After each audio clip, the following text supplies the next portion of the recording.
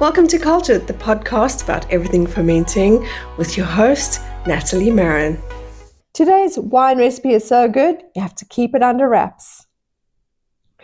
It is really delicious and you will not regret making this. And today we are discussing beetroot wine. Yes, I said beetroot wine. If you love making homemade wines, you're going to have to want to make this one. You just have to make this one. You will not regret it if you haven't made it before.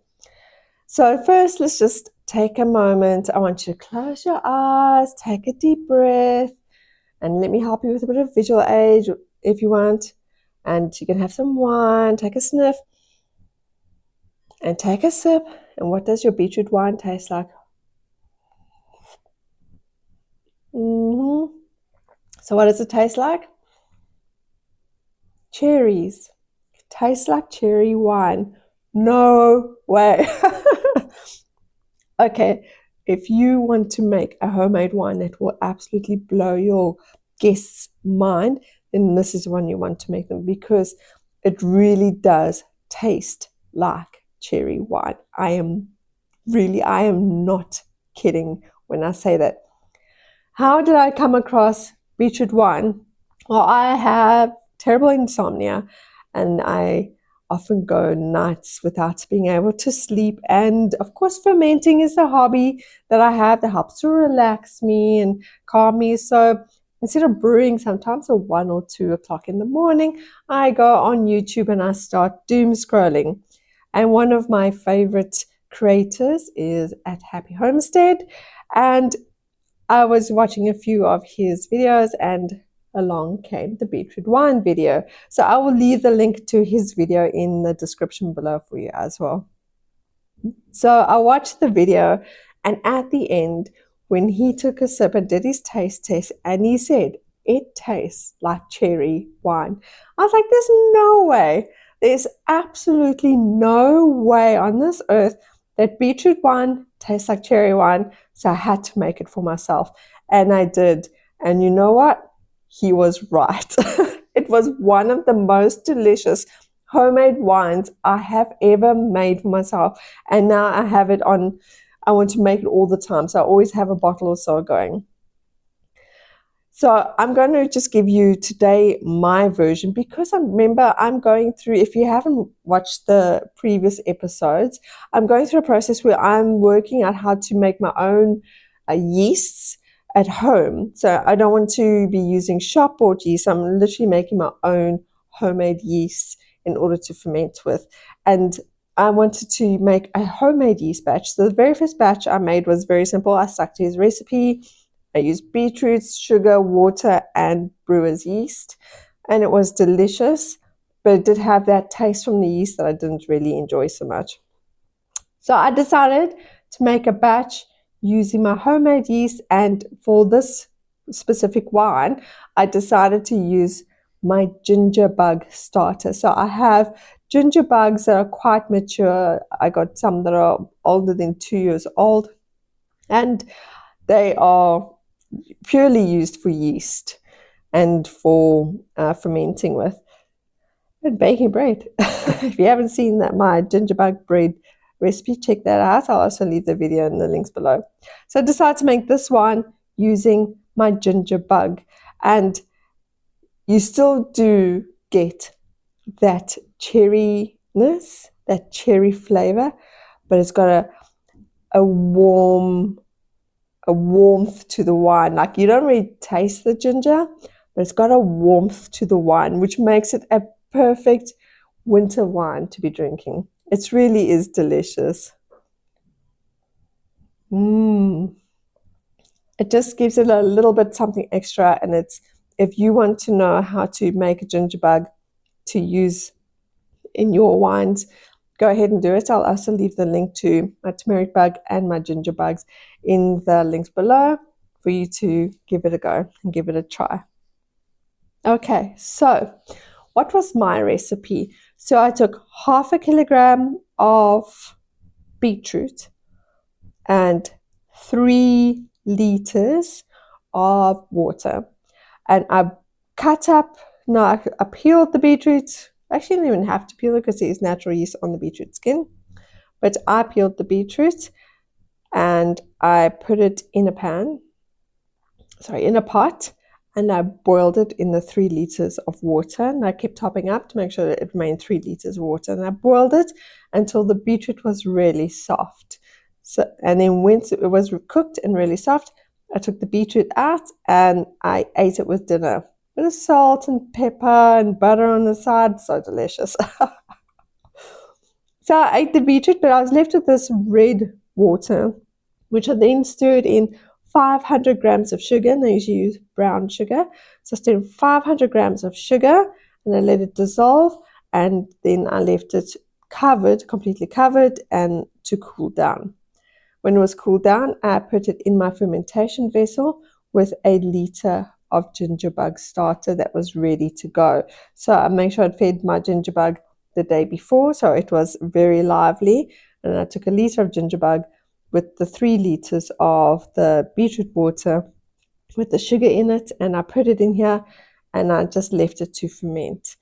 And you leave it to ferment for 6 months because that's how long that takes to work its magic. So I left it for 6 months.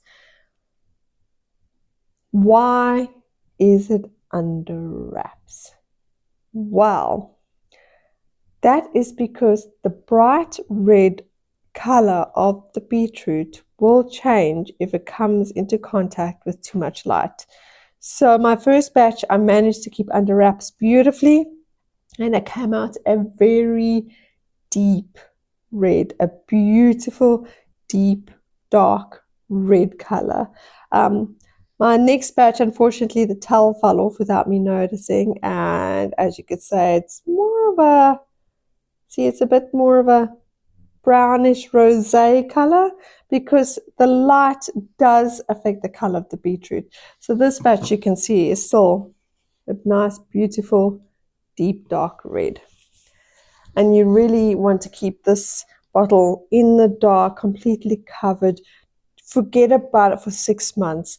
Make sure there's an airlock on it so no oxygen can get in, and it's completely sealed in the dark. And just forget about it for 6 months. Then after 6 months, you'll come back and you'll be ready to strain it and leave the yeast behind, strain it and bottle it. When you bottle this wine, you're going to be wanting to bottle it in green wine bottles because, again, you want to protect the color of the wine.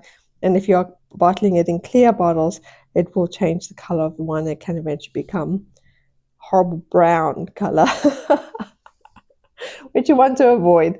Not because it doesn't affect the flavor of the wine. The flavor stays the same. You'll just be drinking a brown color. But if you wanted to say a beautiful deep red color, you want to keep it out of as much light as possible. And once you've bottled it, you can store it in a dark closet, in a dark cupboard, and you leave it there for another 3 months at least to mature.